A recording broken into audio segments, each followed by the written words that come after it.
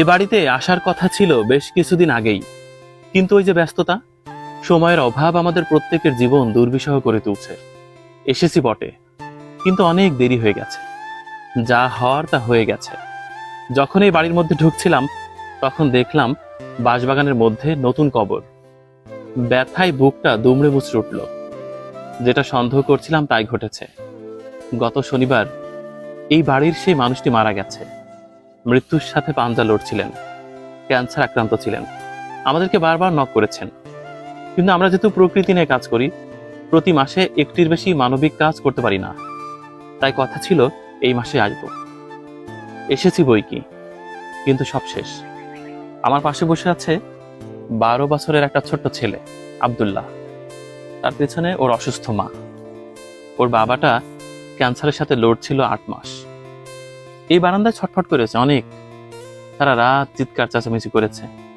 সে এখন নেই। বাড়িটা এখন ভীষণ শান্ত। ভাঙাচোরা বাড়ির এপাশ থেকে হু হু করে বাতাস বইছে।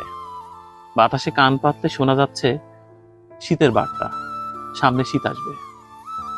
কিন্তু যে শীতের জীর্ণতা আব্দুল্লাহ আর আব্দুল্লাহর পরিবারে জেঁকে বসেছে, সেই শীতের জীর্ণতা হয়তোবা কখনোই বসন্তের রূপ নেবে না। এই ছোট্ট বালকের উপর সংসারের দায়িত্ব। ও নিজে বাজার করতে যায়, সামান্য কয়টা টাকা নিয়ে বাজারে ব্যাগ নিয়ে ঘুরে বেড়ায়। তরকারির যা দাম, ইলিশ মাছ দূর থেকে দেখে, তারপর চোখটা নামিয়ে ফিরে আসে। আমি ক্যামেরার বাইরে ওর কাছে শুনছিলাম, মাছ কেন? ও বলছে না। ওর বাবা অসুস্থ থাকা অবস্থায় বাজারের দায়িত্ব ওর উপর ছিল। স্কুলে যেতে চাই, পড়াশোনা করতে চাই। এ বাড়িতে চুলা জ্বলে না আজ প্রায় 1 সপ্তাহের বেশি। ওখানে হাঁড়ি কড়াইগুলোতে ধুলো জমে গেছে। পেছনে চেয়ারন বসে আছে, অনবরত কাঁদছে। আর কান্না যেন থামছে না। উনি জানেন না ঘোর অমানিসা কিভাবে কাটবে, এ সংসার কিভাবে চলবে।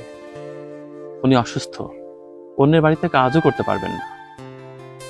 মানবিক ভিডিওটি নির্মাণ করতে চেয়েছিলাম এই বাড়ির বাবর আলী ভাই, যিনি অসুস্থ ছিলেন, তার জন্য।